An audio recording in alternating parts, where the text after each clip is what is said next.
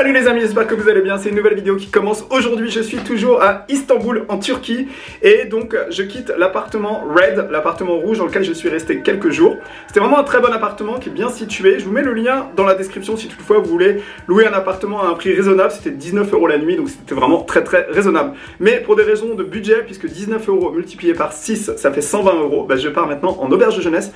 Et vous savez aussi qu'en voyage j'aime bien alterner entre les appartements où je suis tout seul, dans lesquels comme ici je peux travailler tranquillement, et de temps en temps aller aussi dans les auberges de jeunesse parce que ça me force à rencontrer des gens, à discuter et à être un peu plus sociable que dans un appartement où j'aurais tendance à rester des fois un peu seul. Voilà, donc on est parti pour changer de logement. On passe donc de l'appartement à l'auberge. Je vais vous montrer un petit peu ce que c'est qu'ici une auberge en Turquie, et sur le chemin entre l'appartement et l'auberge je vais utiliser la DJI Osmo Action pour vous faire un magnifique hyperlapse. Le hyperlapse, c'est une succession d'images stabilisées qui va vous permettre de vous faire un effet très sympa quand on passe d'un point A à un point B. Et donc c'est vraiment un truc qui est sympa pour illustrer les vidéos. Vous allez voir ça tout de suite. Nouvelle vidéo qui commence aujourd'hui ici. C'est parti! Et si vous ne connaissez pas encore l'Osmo Action, je vous la conseille vraiment. C'est de la marque DJI, la même qui fait le drone. Et je vais vous mettre un lien vers la vidéo en haut à droite si vous voulez voir le test que j'avais fait. Et donc l'Osmo Action, je l'ai fixé avec cette espèce de pince que je vais accrocher sur mon pantalon. Et vous allez voir, je vais le mettre ici. Voilà, caméra installée et prête à filmer mon hyperlapse. Vous voyez donc elle est bien attachée au niveau de la ceinture. Je peux légèrement décaler la ceinture pour mettre ça vraiment au milieu. Et on va voir ce que ça donne l'hyperlapse comme ça. C'est une première pour moi. 15 minutes à travers les rues d'Istanbul en hyperlapse. Voilà, il suffit ensuite de cliquer sur le bouton gauche pour arriver au mode hyperlapse et de le lancer. Et c'est parti! De l'autre côté sur le téléphone, on lance l'application DJI Mimo, ce qui va vous permettre de vous connecter à la caméra et voilà, d'avoir le retour vidéo pour voir ce que vous filmez, même si c'est pas forcément nécessaire. Mais ça peut être utile, donc il vous demande de vous connecter au Wi-Fi de l'Osmo Action et bam bam, vous allez voir le retour tout de suite. Donc ça donne ça, voilà, là c'est ce que je vois quand je marche, vous voyez, hop. Et voilà, la valise est prête, on est prêt à changer d'appartement, c'est parti!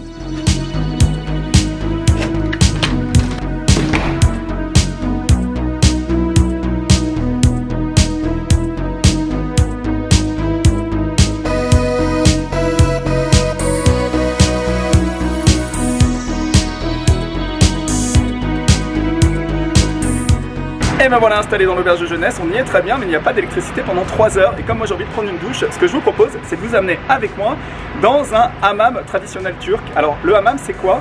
Le hammam, c'est des bains vapeur qui ont des propriétés qui ont notamment la particularité d'être vasodilatateurs, donc qui vont permettre au sang de circuler mieux. En fait, il y a tout un tas de propriétés. Donc ça, je vous en parlais un petit peu plus.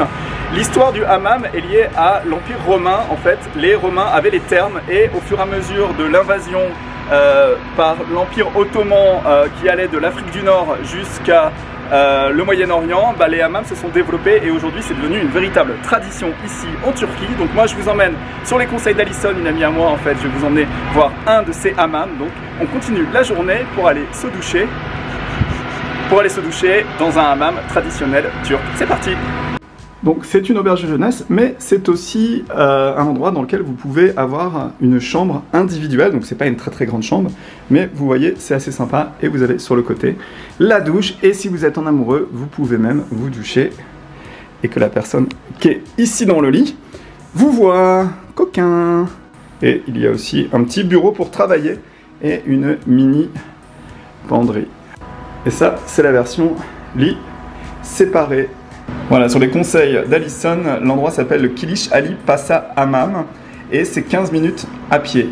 Voilà, toujours ici dans la rue principale de Istanbul, et on est parti pour aller manger des baklava, et je vous explique dans une minute ce que sont les baklava. Le restaurant, la pâtisserie s'appelle Aransen. Voilà un exemple de toutes les pâtisseries qu'ils proposent ici. Alors c'est sûr que c'est pas les trucs les plus light, mais ça a l'air tellement bon. Regardez celle-là.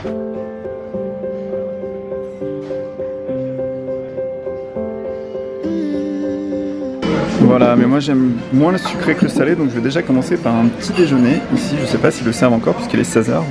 Et voilà, regardez si on n'est pas bien ici. Un petit déjeuner à 3 h de l'après-midi avec des champignons, une sorte d'omelette, tomates, du bacon et un bon café et des petites fleurs. Est-ce que c'est pas mignon? Voilà, donc ça c'est les fameuses baklava en fait qui datent de l'Empire Ottoman. C'était offert par le sultan à l'époque de l'Empire Ottoman. Et donc ça c'est au chocolat et ça c'est aux walnuts, c'est les noix. Voilà, et on prend ça avec un café ici. Et voilà, 41,50 pour un petit déjeuner, des baklava et le tout compris. C'est vraiment pas cher puisque ça fait à peu près 6 €. Et regardez, dans le café, j'ai trouvé le sosie parfait de Jean-Paul Gaultier, le styliste. C'est extraordinaire. Thank you. Thank you. Ciao. Voilà, au milieu d'Istanbul se trouve la rue commerçante et nous, on quitte la rue commerçante pour aller dans le quartier de Galata. On va passer devant la Galata Tower et ensuite on va arriver au hammam.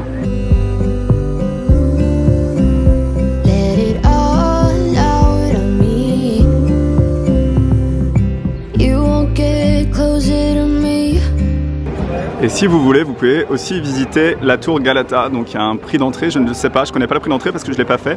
Mais voilà, c'est aussi une possibilité, c'est visiter la tour. Et ce qui est très sympa dans le quartier de Galata, c'est qu'on a beaucoup de petites auberges et de petits cafés. Et c'est vraiment un quartier très chouette. Là par exemple, c'est une auberge jeunesse ici.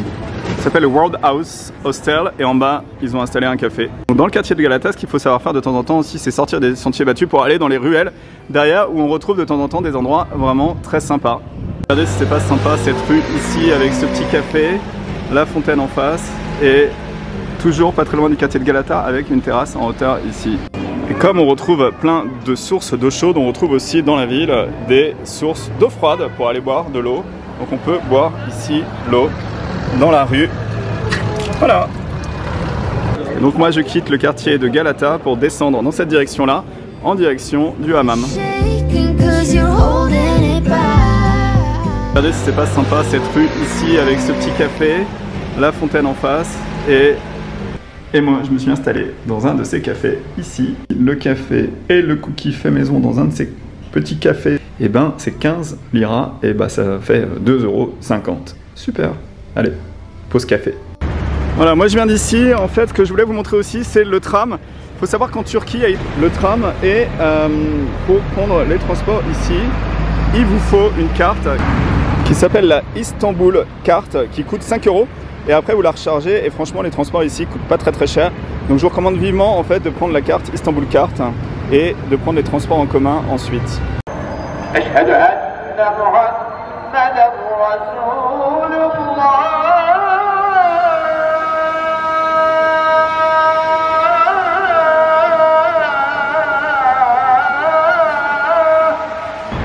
Voilà, donc ici vous avez une des mosquées d'Istanbul et juste à côté se trouve le hammam parce que comme je vous l'ai expliqué, les hammams sont liés en général aux mosquées ou en tout cas à la religion islamique. Donc ça c'est la mosquée et le hammam se trouve de l'autre côté. Allez, on va aller voir l'intérieur de la mosquée. Et ça, à l'intérieur de la mosquée, en fait c'est l'endroit où on vient pour se laver. Donc on ouvre le robinet et on lave ici ses mains et ses pieds avant d'aller prier.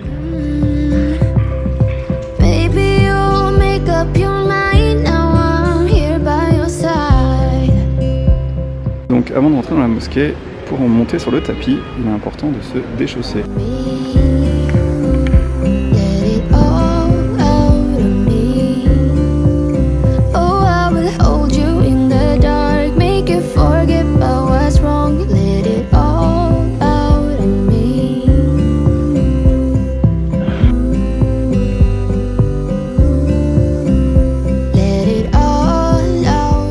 Et là vous avez ici une représentation de la mosquée avec donc le minaret ici et le bâtiment dans lequel je suis rentré et vous voyez, j'imagine que ici c'est le hammam mais je vais aller vérifier si c'est vrai ou pas.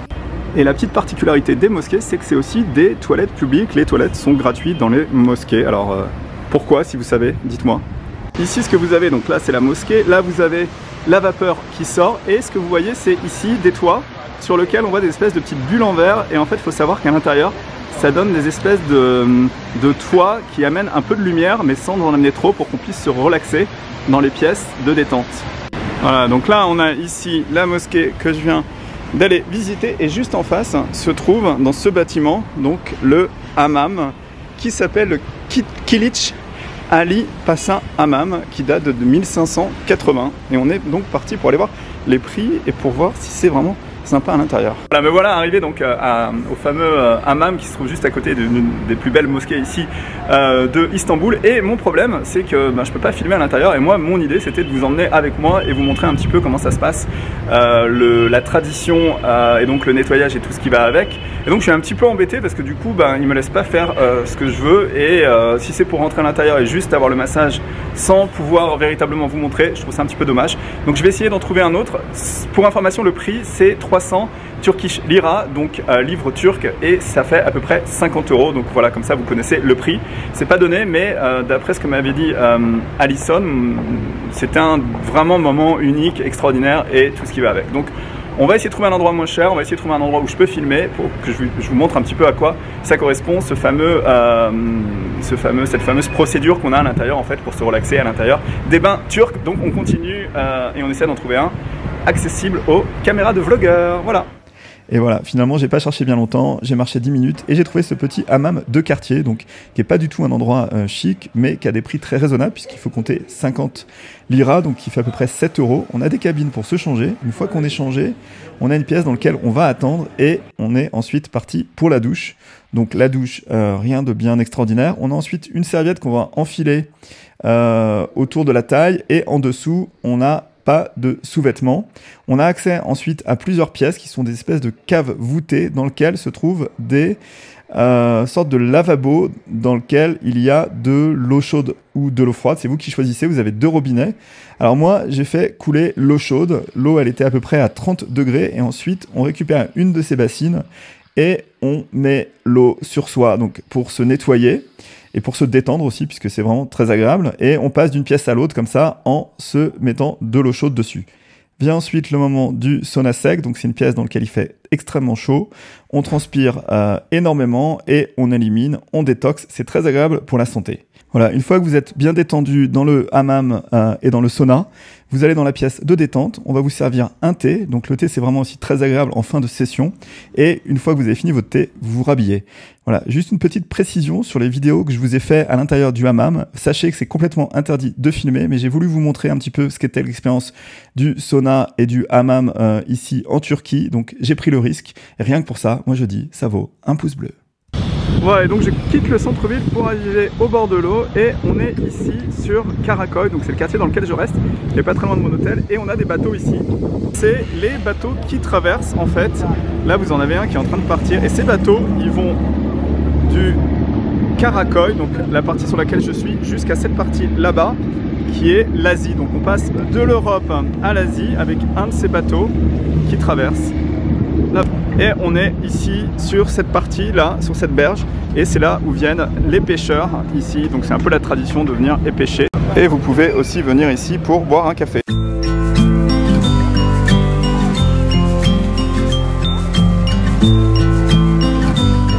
Et on joue au jeu des drapeaux comme d'habitude. Le drapeau de la Turquie, c'est un fond rouge avec un croissant et une étoile à 5 branches qui représente la relation qu'a le pays avec la religion, l'islam.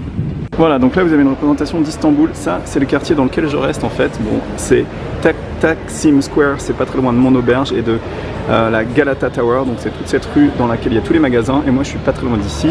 Et ce que j'ai déjà fait en fait, c'est que j'ai pris le ferry à Karaköy pour aller sur la partie asiatique. Vous voyez ici, c'est l'Asie.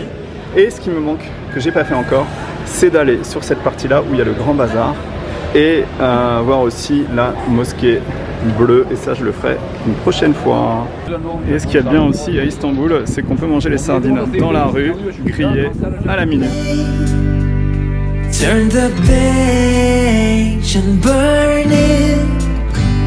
Let's make up a big bonfire on the beach with the stars as our light. Voilà, alors de ce côté du pont du Galata Bridge, ici on a tous les ferries qui partent, en fait c'est les départs. Et ici vous avez en face l'autre partie d'Istanbul, et la particularité c'est qu'en dessous du Galata Bridge, ici, vous avez tout plein de restaurants de fruits de mer. Donc là je suis sous le pont et ça c'est la liste des restaurants et je n'ai aucune idée de comment choisir le restaurant. Mais tout ce que je sais c'est que je trouve ça assez joli. Regardez, il y a le coucher de soleil avec les restaurants sous le pont. Donc j'ai choisi celui-là, le Kalyan, et on va voir si c'est bon. Bon voilà, donc on va goûter ici une dorade, c'est 45, donc c'est pas très cher. On va rajouter un riz à 5, donc ça fait 50, ça fait à peu près 10 €. Et donc l'avantage, c'est qu'on mange ici au restaurant avec la vue sur Istanbul. Et voilà, regardez le beau poisson ici, la belle dorade avec un riz ici et le citron sur le poisson comme ça, voilà. Voilà, donc bilan des courses c'est 50, c'est 10 € pour manger un poisson frais au bord de mer. Moi je dis c'est pas mal, on est en dessous du budget et c'était bon en plus. Et le restaurant où j'ai été s'appelle le Kalian, donc si vous venez ici vous pouvez manger dans celui-là. Je sais pas si c'est le meilleur, mais c'était plutôt correct. Et voilà, la journée s'arrête ici. C'était ma visite d'Istanbul. C'était la version un petit peu touristique. Ici, vous êtes à Karaköy et en dessous, c'est là où j'ai mangé le poisson frais à Karaköy. Donc, pour le moment, Istanbul, c'est vraiment une ville qui me plaît. C'est vrai qu'il faut savoir aussi un petit peu sortir des sentiers touristiques. Ça va être un peu l'objet de la vidéo que je vais vous faire. La prochaine vidéo, ça va être le Istanbul Underground. Mais là, aujourd'hui, c'était la partie un peu touristique. Donc, j'espère que vous avez aimé ma visite. Le restaurant à 360, le poisson frais au bord de la mer, le sauna hammam qui finalement s'est transformé en un sauna hammam local. Et j'espère que tout ça vous a plu. Donc, si la vidéo vous a plu, mettez un petit like. Si vous êtes abonné à la chaîne, merci de suivre mes aventures. Si vous n'êtes pas abonné, abonnez-vous. Il y aura beaucoup d'aventures en Turquie ici.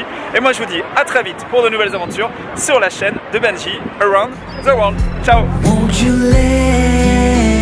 It on me, turn the page and burn.